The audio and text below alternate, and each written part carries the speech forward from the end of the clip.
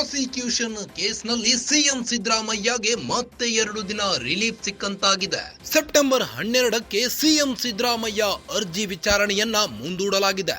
ಅರ್ಜಿ ವಿಚಾರಣೆ ಮುಂದೂಡಿ ನ್ಯಾಯಮೂರ್ತಿ ಎಂ ನಾಗಪ್ರಸನ್ನ ಆದೇಶ ಹೊರಡಿಸಿದ್ದಾರೆ. ಸರ್ಕಾರದ ಪರ ಅಡ್ವೊಕೇಟ್ ಜನರಲ್ ಶಶಿ ಕಿರಣ್ ಶೆಟ್ಟಿ ವಾದ ಮಂಡಿಸಿದ್ದಾರೆ. ಕೇಂದ್ರ ಸರ್ಕಾರದ 17ನೇ ಎ ಮಾರ್ಗಸೂಚಿ ಆಧರಿಸಿ ವಾದ ಮಂಡಿಸಿದ ಎಜಿ 17A ಅಡಿ ಪ್ರಾಸಿಕ್ಯೂಷನ್ಗೆ ಪೊಲೀಸರು ಅನುಮತಿ ಕೇಳಬಹುದು. ಅದಕ್ಕೂ ಮೊದಲು ತನಿಖಾಧಿಕಾರಿ ಪ್ರಾಥಮಿಕ ತನಿಖೆ ನಡೆಸಬೇಕು. ಪ್ರಾಥಮಿಕ ತನಿಖೆಯ ವಿವರವನ್ನು ಸಕ್ಷಮ ಪ್ರಾಧಿಕಾರಕ್ಕೆ ನೀಡಬೇಕು. ಲಲಿತಾ ಕುಮಾರಿ ಪ್ರಕರಣವನ್ನು ಉಲ್ಲೇಖಿಸಿ ಎಜಿ ಶಶಿ ಕಿರಣ್ ಶೆಟ್ಟಿ ವಾದ ಮಂಡಿಸಿದ್ದಾರೆ. ಯಾವ ಕೇಸಲ್ಲಿ ಪ್ರಾಥಮಿಕ ತನಿಖೆ ಬೇಕೆಂದು ಸುಪ್ರೀಂ ಕೋರ್ಟ್ ಹೇಳಿದೆ. ಇದು 22 ವರ್ಷದ ಹಳೆಯ ಕೇಸ್ ಆಗಿರುವುದರಿಂದ ಪ್ರಾಥಮಿಕ ತನಿಖೆ ಅಗತ್ಯ ಇದೆ ಎಂದಿದ್ದಾರೆ. 17A ಅಡಿಯಲ್ಲಿ ಕೇಂದ್ರ ಮಾರ್ಗಸೂಚಿ ರೂಪಿಸಿದೆ ಎಂದು ಎಜಿ ವಾದ ಮಂಡಿಸಿದ್ದಾರೆ.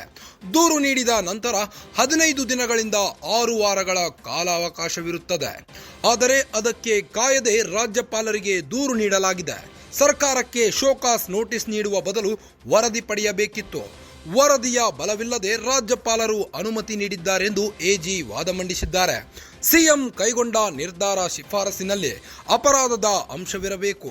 17A ಅಡಿ ಅನುಮತಿ ನೀಡುವಾಗ ಕರ್ತವ್ಯದ ಭಾಗವಾಗಿತ್ತೇ ಎಂದು ನೋಡಬೇಕು. Chandrababu Naidu versus Andhra Pradesh BSY case ಉಲ್ಲೇಖಿಸಿ ಎಜಿ ವಾದ ಮಂಡಿಸಿದ್ದಾರೆ. ಪ್ರಾಸಿಕ್ಯೂಷನ್ ಕೇಸ್ನಲ್ಲಿ ಸಿಎಂ ಸಿದ್ದರಾಮಯ್ಯಗೆ ಮತ್ತೆ 2 ದಿನ ರಿಲೀಫ್ ಸಿಕ್ಕಂತಾಗಿದೆ. ಸೆಪ್ಟೆಂಬರ್ 12ಕ್ಕೆ ಸಿಎಂ ಸಿದ್ದರಾಮಯ್ಯ ಅರ್ಜಿ ವಿಚಾರಣೆಯನ್ನ ಮುಂದೂಡಲಾಗಿದೆ.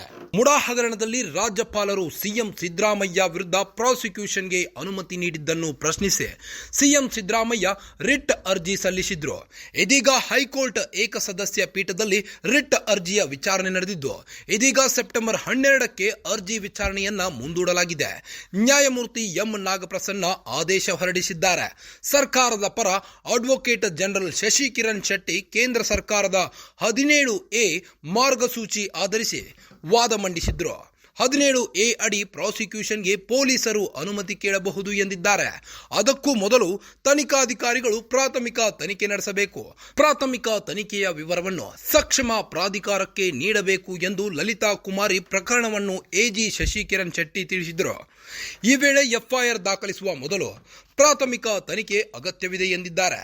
ಆದರೆ 17A ಅಡಿ ಅನುಮತಿಗೆ ಪ್ರಾಥಮಿಕ ತನಿಖೆ ಆಗಿರಬೇಕೆಂದಿಲ್ಲ. ವಿಚಾರಣೆ ತನಿಖೆಗೂ ಮುನ್ನ 17A ಅನುಮತಿ ಬೇಕಲ್ಲವೇ ಎಂದು ಅಡ್ವೊಕೇಟ್ ಜನರಲ್ಗೆ ನ್ಯಾಯಮೂರ್ತಿ ಎಂ ನಾಗಪ್ರಸನ್ನ ಪ್ರಶ್ನಿಸಿದ್ದಾರೆ.